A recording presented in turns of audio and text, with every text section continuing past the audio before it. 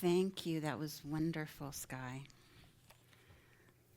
Well, as sometimes is done by me, we're changing it up a little bit because I was back asking a techie question and I didn't get to welcome you. So the good news is, because there's always a bright side, anyone who snuck in a little bit late, they'll be in on the welcome. So welcome to all of you here today, whether you're here joining us in our beautiful sanctuary or you're streaming somewhere through whatever device you may be using. We're really grateful for each and every one of you. Pleased to have you with us here today. Did everyone have a good Christmas? Or wonderful. And we have Kwanzaa right now. And I'm missing something. Boxing Day for my Canadian friends, right? So for Hanukkah, yes. So isn't it great, the diversity? And we are the Center for Spiritual Living Prescott, Arizona.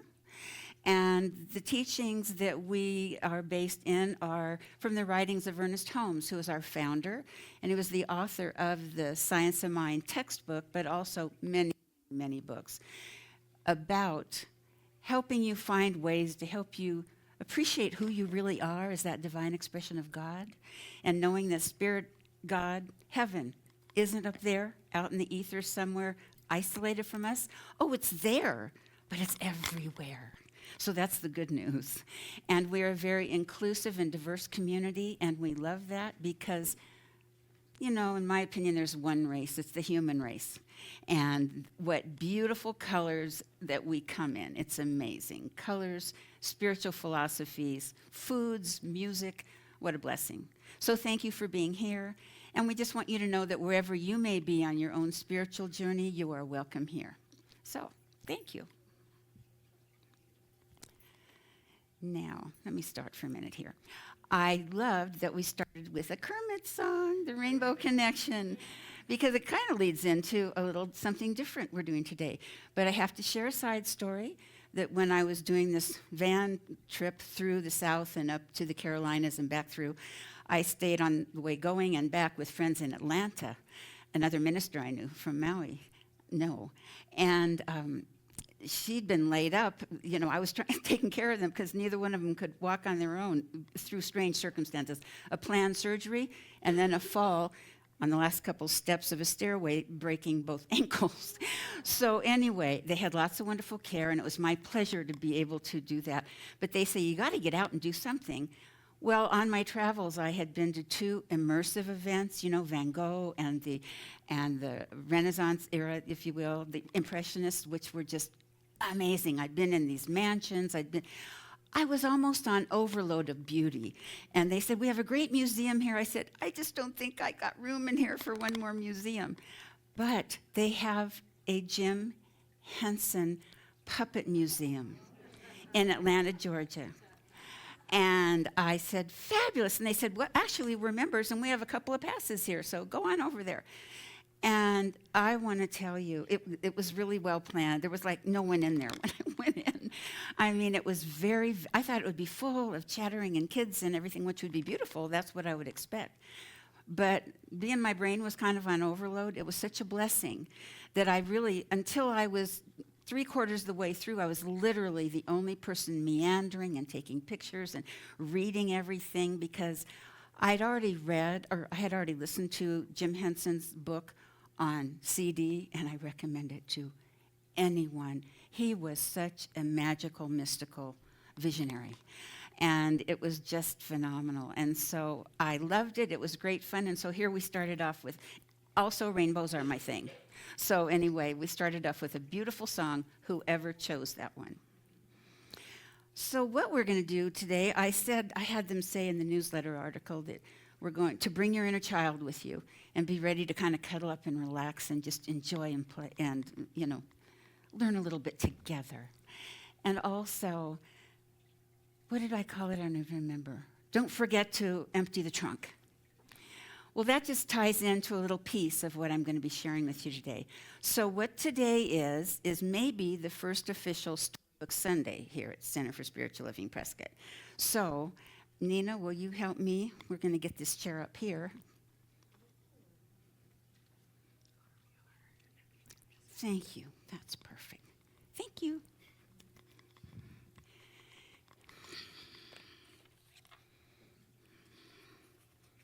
Get my pieces here. So is everybody comfortably seated? That wasn't a rhetorical question. Oh, okay. I like interaction. What can I say? So we are going to begin with a book called I Could Love No One Until I Loved Me. And just so I don't forget later, I'm just going to say it now instead of later if I missed that in my notes. We have this book available, several of them actually, out in the bookstore. And that's how I stumbled upon it. And I looked through for some other types, and I thought, no, I'm going to go with this one. And it would be, well, you can decide if you enjoy it. It could be a fun gift for someone. And, you know, Valentine's Day is around the corner, and birthdays and everything. But here's what I'd like to say. Thank you for being with me for Storybook Sunday. I want to ask you, when was the last time someone read a story to you? Has it been a while? No? Okay. Someone's had one more. Okay. What we're going to talk about is love. That's why I wore my heart today. What's flowing through here, because it is about loving. And here we are between Christmas, which is, you know, all about love and gratitude and hugs and kisses, and rolling into New Year's Eve, which is rocking and roll. If you're into all that, you know, they'll have the boot drops and everything, so it'll be busy, busy. So it's just kind of this little recovery period if you had a busy Christmas and you gear on up for New Year's. So we're going to be spreading a lot of love on New Year's too, and we have good ideas, most of us, or we have desires about what we would like to see coming into our lives and into our world in this new year. So it never hurts to support those all with loving yourself a little bit more, taking good care of yourself. If you're recovering from Christmas, take good care of yourself. When you're recovering from New Year's, take good care of yourself. And also, when you really love yourself completely, that's when you can be more loving and sharing of your gift of love in more authenticity, in more care, in more reality and truth about the essence of you. And it's not hard. Love is just easy if you give it away. You can never run out. So, here we go. You're going to have images up here for you, I believe. Oh, when I first arrived here, I was innocent and pure. I came out of him, but they wanted a her. Mom and Dad are perplexed. I learned to say mommy. I learned to say dad. I played when I wanted. I never was sad. And then off to school. You must do what we say. You must follow the rules. You must follow our way. Ooh, really? What's this all about? This is your church, and this is your God. You say you don't like it? Go see Father Todd. Uh-oh, another institution. Big, tall grown-ups telling me what to do and what not to do. What is your problem? I just disagree. But you'll burn in hell. Ain't what God says to me. So I'm going to do an offshoot and say, this reminds me of me. When I was a kid, my folks had their own businesses. They didn't go to churches, but we could visit a church with friends if we wanted. I went to a vacation Bible school once with a cousin who was older than me. Loved it. Had this little petite teacher. I was like an achiever, I guess looking for love from the time I was that big. But I would learn verses because we'd get stickers. So it was all very exciting. And when it wrapped, I think it was a week or two, we wound up, I guess on a Sunday morning in a church service, kind of sitting in the front. And I don't remember a thing about the service really, except that then she got up to witness or something. Oh my goodness. This tiny little sweet lady that I'd known for a couple of weeks was just talking about this vengeful, wrathful God and repentance and sin. And I remember, I think I was 7. I remember kind of sitting back in my chair and going, this is not who I say my prayers to at night. So, this is what our young person is saying here. What God says to me. I'm not burning in hell. I listened and learned as they filled up my head, and the life and the joy in me slowly went dead. Oh, Ever find yourself confused along life's way, then and still, where you feel suddenly, whether it's something that's been said or done, and you're feeling insecure, you're feeling not worthy, you're doubting? That's what can happen. And our shoulders, instead of being up here having all that fun, they're down here and our head is dropping. So, or our head gets spinning around like this. So I tried pleasing Mom. I tried pleasing Dad. Tried pleasing those voices spinning round in my head. Ever get voice overload? Rolling and rolling, I came to a halt. Hitting the wall, I found Dr. Gestalt. Looks a little more like Einstein to me. I spent long years talking and blaming my folks, pointing and screaming, this must be a hoax. How much of our life did we spend trying to find the right people to blame? As long as it wasn't us, who can I blame? Then one day I got it. I looked in the mirror. I was the problem. Yes, me and my fear. My fear. That's quite an awakening when we realize that. I was feeling quite blue. Could I be the cause? I had forgotten my purpose. I didn't know who I was. And we have those gloomy days too. So here comes the trunk. I cleared out the clutter. I threw out the junk. I tossed out the luggage. I cleaned out the trunk. Yeah, we have cleaning to do there. I'm always trying to sort things. But mostly for our life and the quality of our lives, it's about cleaning out this trunk of our mind where there are old thoughts, old fears, old doubts, old judgments that are tucked away maybe in the tiny cobwebs of our consciousness. So it's a good thing to do weekly or annually to say anything hovering there that I need to just let it go. Well, this little guy did. I said, no more complaining, no more disdain. Those are the things that will drive me to shame. I let go of worry, waved goodbye to regret, stopped trying to control everyone that I met. And I will tell you that as a single working mom for a long time, I had a black belt in worrying. Truly. And I realized it was these teachings, really, and getting more involved with the spiritual aspects of life and trusting the universe and knowing the way spirit works, I let go of that belt. And it's wonderful. I still have so many things I'm working on. Maybe I'm the only one. But I can tell you I let go of that black belt in worrying, and it was one of the most important things I've ever done in my life. So, stopping trying to control. I can tell by looking at you, none of you have ever tried to control anyone or any situation. So you probably don't need to pay attention to that page. I tried it with family. I did it with friends. I loved everyone. I made my amends. And that's a beautiful process as well. I love this image.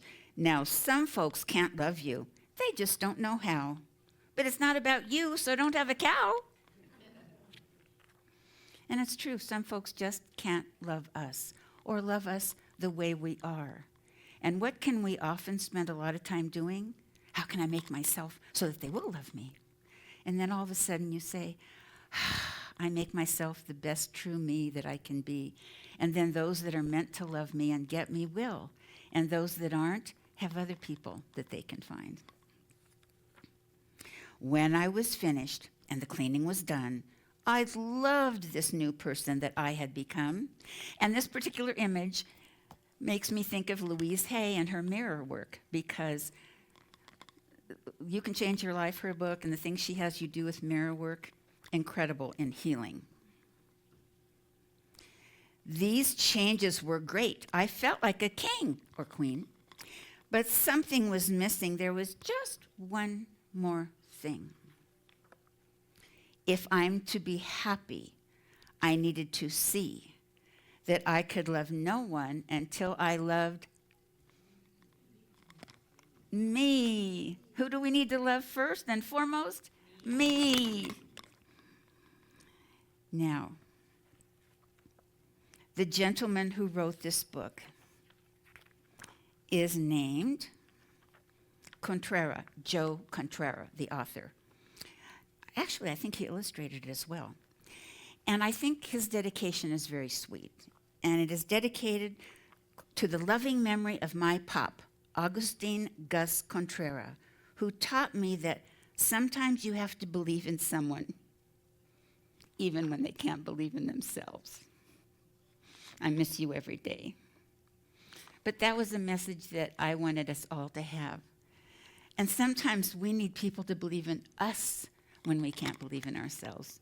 And as an aside, that's when we reach out to a practitioner, a minister, a trusted friend, a counselor.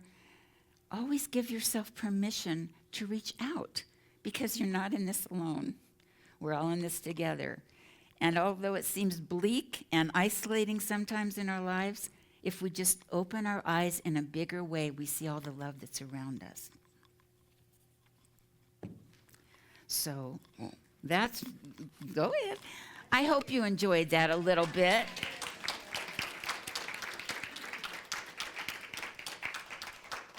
The clock. Okay, there it is. Now, I just wanted to say that I wanted to share a little bit of Ernest Holmes, just a little bit about his thoughts on love. Because again, we're talking about love, the bigger picture, love ourselves, we love everyone else more freely, more fully. Also, when we're trusting ourselves with who we are, we trust others more, and therefore they trust us more. So it just makes a beautiful, hey, who doesn't want to live in a love fest? Ernest Holmes, our founder, said love is the central flame of the universe. The essence of love, while elusive, pervades everything, fires the heart, stimulates the emotions, renews the soul, and proclaims the spirit. Only love knows love, and love knows only love. That's like a tongue twister for you all. Words cannot express its depth or meaning. A universal sense alone bears witness to the divine fact. God is love, and love is God. And if God is love, who are we? We are love as well. When I was about 15, I was at the Pike in Long Beach in California, 100 years ago, you may say, and going around with friends, and I did the little fortune machine, put a dime in, and whoo, the lady with the turban spits out a fortune. And mine said, "You were meant to love and be loved.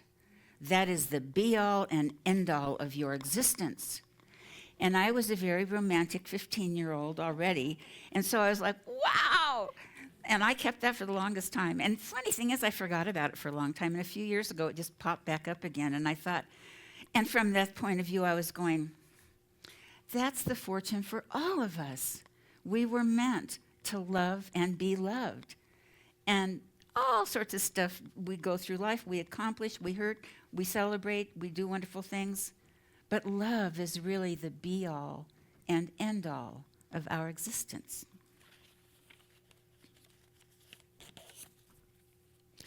I mentioned the Henson Museum, the Puppet Museum. They had a lot of Mr. Rogers things in there too. And I've just recently been reading some of his books. I'm in love with him. He was such a sweet spirit, just amazing. Here's a few things he said I want to share with you. Listening is where love begins. Listening to ourselves and then our neighbors. That's the way true neighborliness grows, loving others as we first loved ourselves. And this, I thought, next is a paragraph you could have pulled out of a Science of Mind book, I thought. It's so beautiful. And I know he had preaching, ministerial and religious training and teaching and sharing. He was a multifaceted and extremely talented and heartfelt man. He said, "I believe that at the center of the universe, there dwells a loving spirit who longs for all that's the best in all of its creation. A spirit who knows the great potential of each planet as well as each person, and little by little will love us into being more than we ever dreamed possible." Ooh, don't those words those are like hugs to me. I want to ask if anyone here has seen the film, and it's an oldie, but it comes back around all the time, Love Actually. Yes? You must watch it, Hazel. Go home. And I'd forgotten even the fact that it's Christmas themed. I hadn't seen it for years. I saw it once and maybe once 5 years after that, but I didn't remember all the specific relationships, and it's laden with wonderful relationships, and all expressing variety, diversity, and different types of love and connection. So just recently, just a couple weeks ago, I had heard or read that it was among the top for so many people as one of their top films, and especially Christmas films. But it truly is. It's a feel-good film, and if you want to just wrap yourself in a love bundle, it's a good one to watch. It's G-rated, so you can watch it with anybody. So interestingly enough, I had read that, and it popped up on the screen, as choices for the TV system we have. And so I'd seen it there, and I sat down a few days ago and watched it again. Let me just tell you, I'd forgotten the multitude of storylines, all to a fabulous soundtrack, and it's just so sweet, so romantic, so lovely to watch. And I happy cried my way all the way through it. But then I'm a crier. There's no sense denying it. What can I say?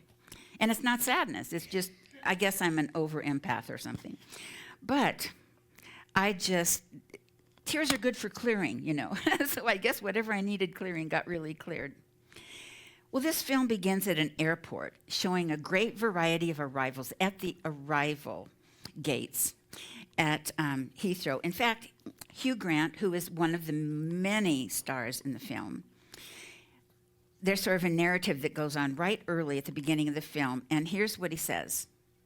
Whenever I get gloomy, of course he says it with his great British accent, sorry. Whenever I get gloomy with the state of the world, I think about the arrivals gates at Heathrow Airport.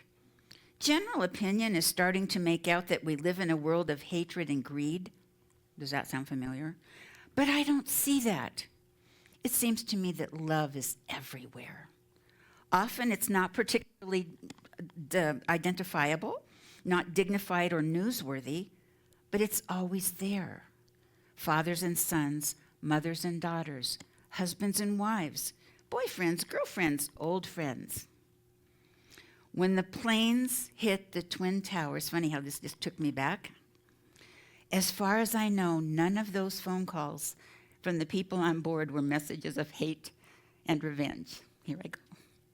They were all messages of love. I've got a sneaky feeling that love actually is all around. So now that reminded me where the name of the film came from. It ends with a multitude of greetings again, same way it started at the airport. And then the characters you've come to know through the film are either going or coming and meeting people and all that after the holidays. But what you see and can almost feel viscerally is the sincere embraces of each welcome. And they start with, like 1, then 2, then 4, then, it goes up to like there's 100 little blocks on the screen with all these people. And you see these embraces, sincere embraces of welcome, the tears of joy, the excitement, the smiles, the laughter, the kisses, the holding of the face, and looking into each other's eyes, and just such love and such welcoming and appreciation, gazing into each other's faces. What you see is a virtual love fest. And it is, well, I said you just keep grabbing tissues. And I feel like it's a testament to the depth of love within each one of us and how we share it. So I think the best way to think of love and look at love and everything is all around us. And if you think sometimes that's hard to see, sometimes if you just take a breath and say, how can I love me right now? And then look at the person or the situation or the event and say, where can I see the love in this? And it's kind of like working with forgiveness or believing that everything works out for the better in the bigger picture, whether you can see it or not. If we consciously choose to look, it reveals itself to us. It reveals itself to us. Mr. Rogers again said, The greatest gift you give is the gift of your honest self.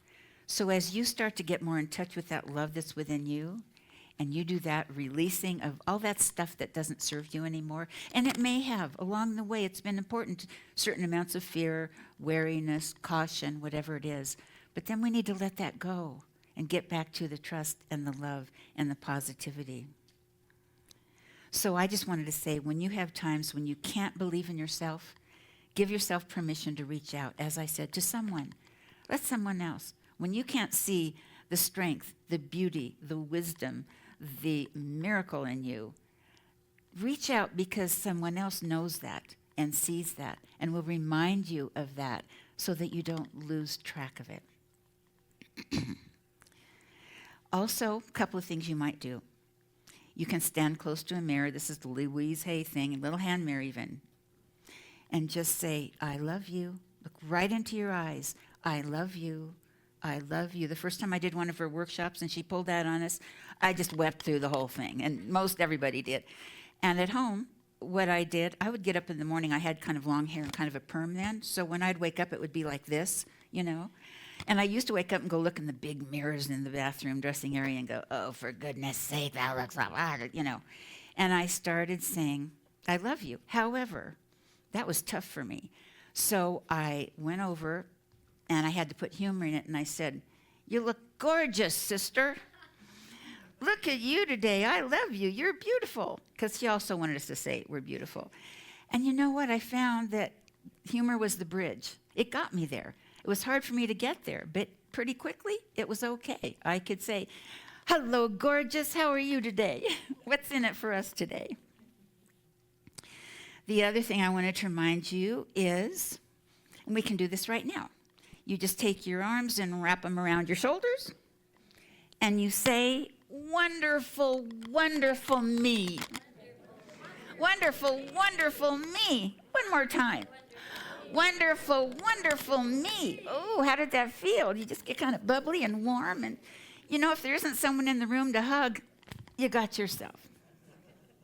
And finally, an affirmation for you, just along these lines, too. I am a unique and unrepeatable miracle of the universe. Unique and unrepeatable miracle of the universe. Perfect. One more time. I am a unique and unrepeatable miracle of the universe.